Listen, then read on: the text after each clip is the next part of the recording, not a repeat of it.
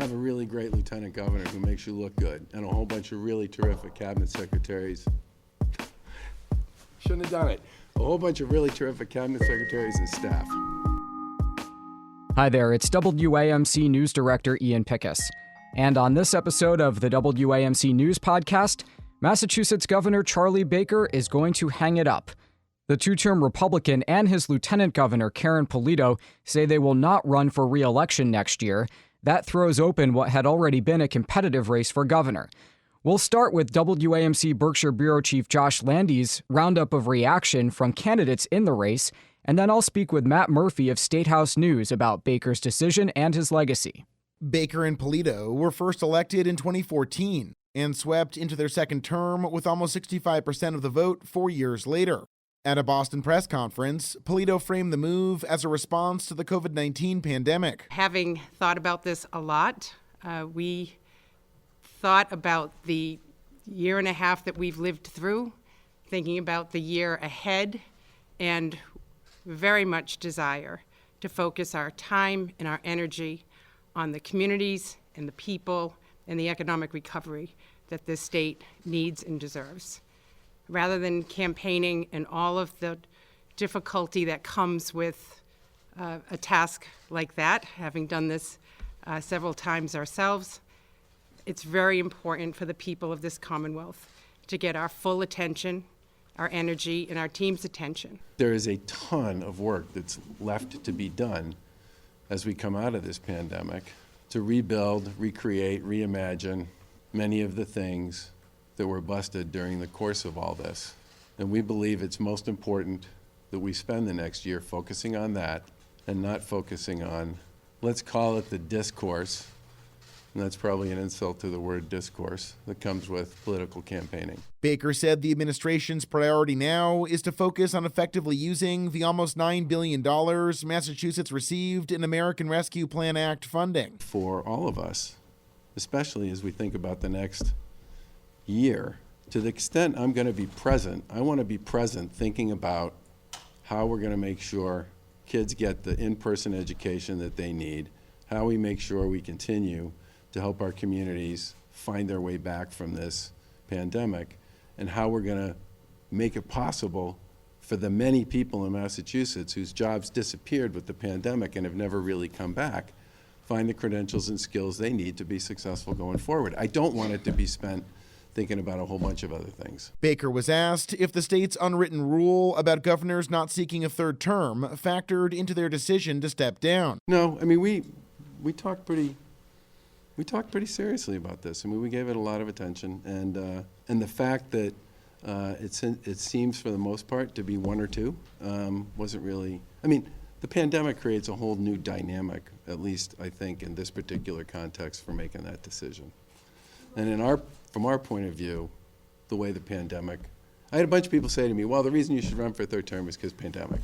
I actually think just the opposite, which is why we're here today with the decision that we've made.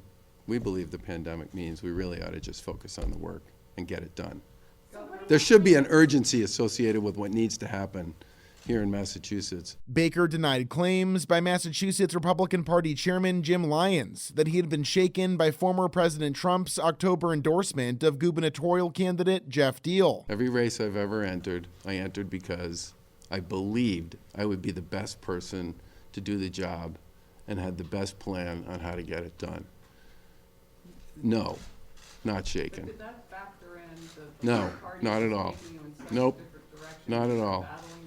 Which part of no? No, not at all. And I'm really looking forward to focusing on the work. A centrist, the governor has openly criticized Trump, further distancing himself from a state party that has continued to embrace the former president. I actually think our brand of politics and our approach to politics and both the way we operate and how we work with people and how we choose to focus on issues over personalities and motive stand apart from a lot of the bipartisan noise that's created in politics generally these days and amplified by social media platforms and all sorts of other people who are jockeying for attention. The fact that it exists and I've said this before and so has the lieutenant governor, I believe is to the detriment of what we seek to achieve here. And I would argue that the way we've operated has a lot to do with why the voters in Massachusetts think we've done a really good job for 7 years. Baker did not answer a question about whether he'll endorse Deal or another Republican in the 2022 election. Neither the governor nor Polito responded to a question about their future plans after leaving office, but Baker laughingly ruled out a run for president.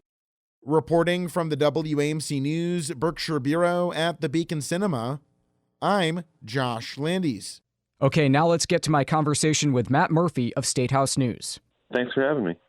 Was Baker's decision a surprise? I think it could have gone either way for the governor. He really had been wrestling it with the decision. People around him would tell you from one day to the next they thought he was leaning one way, the next maybe in a different direction. I think the real surprise yesterday was the fact that they did this announcement as a pair, and Lieutenant Governor Karyn Polito also deciding not to run for governor, not to seek that one next step up the ladder and seek to replace Charlie Baker and carry on the legacy of this administration. It really opened up the field for the 2022 race on both the Republican and the Democratic side by taking this whole administration out of the picture for the next cycle. Before we talk about 2022, just one more thing on Baker. He, in this press conference, seemed to suggest that they were much more interested in doing the policy than the politics that would come with another campaign. Was that the message that you took away from that press conference? Yeah, really, what you heard from the governor yesterday was the work, the work, the work, the work. That's what his people were trying to reinforce even after the press conference ended. The governor saying that his decision boiled down to the fact that they thought the best use of their time would be focused on helping Massachusetts continue to recover from the pandemic and not get bogged down in what would have been a time-consuming and potentially bruising campaign, both in a Republican primary and a general election, and it would have sucked up a lot of their attention for most of the year. Now, the pair also cited family considerations, wanting to be around for their families after 8 years of running the state. Karyn Polito talked about the nighttime bed routines and the weekend sports events that she has missed for her kids, who are now both in high school. They were in elementary school when she started. And the governor also talked about the ugliness of politics these days and how campaigns can devolve. He mentioned the word discourse in the political arena, and he said it may even be an insult to call what passes for debate these days as discourse. But he said that factor alone did not contribute to his decision. It was mostly his desire to stay focused on the work. What about the tradition of Massachusetts governors not going for a third term? Yeah, I mean, as people look to the governor for this decision, thinking that he would enter a race probably as the front runner and could easily win a third term, it was often overlooked that nobody really does this. No one has tried to do this ever, really. No governor of Massachusetts has ever served 3 consecutive 4-year terms. The last 3-term governor, of course, Michael Dukakis, those were non-consecutive terms that he served, and the governor's predecessors, including his political mentors, all left in the middle of their second terms. So the fact that the governor was wrestling with signing up for another 4 years maybe should have been a story in and of itself. It's a big commitment. The governor has also run 3 campaigns in a row. He lost his first one, won the next 2, and the prospects of a fourth just didn't appeal to him or Karyn Polito at this time. So the soundbite we heard earlier was Governor Baker responding to a question about the role of Jeff Deal in the primary field for next year. He's backed by former President Trump and comes from the right of Baker. Who else could emerge on the Republican side now that both Baker and Polito will not be running for governor? That's an excellent question. And I think, the field was basically frozen waiting for the governor's decision, except for someone like Deal, someone willing to run and challenge the governor, someone running from his right. in a party and for a Republican base in Massachusetts that has shifted to the right, albeit the Republican Party is still quite small in Massachusetts. We heard yesterday that another former state lawmaker and current mayor of the city of Taunton in Massachusetts, Shauna O'Connell, may be considering, and there's definitely space for another Republican to step in, but some political analysts look at this race and see that it could be a difficult path to chart with Deal in the race, someone who has run statewide and someone who appeals to the base of the party. This could be Jeff Deal's nomination to lose at this point. The question is, how does he run now, and how does he stack up in a general election against whoever emerges on the Democratic side? And we should talk about the Democrats. There are several who have begun running well before Baker's announcement, but now it seems everyone's waiting to hear what Attorney General Maura Healey will do, right? Yeah, that's exactly right. All eyes on the Attorney General now. And like I said, the governor's decision here didn't just free up the Republican side of this election next year. On the Democratic side, one, it makes the path for Maura Healey that much easier for her to decide to get in. She would face a tough, albeit winnable, but a tough battle against Governor Charlie Baker. She may see this as a more appealing race with him out of the picture. It also opens the door for people like former mayor of Boston and current U.S. Labor Secretary Marty Walsh to take a look at this race.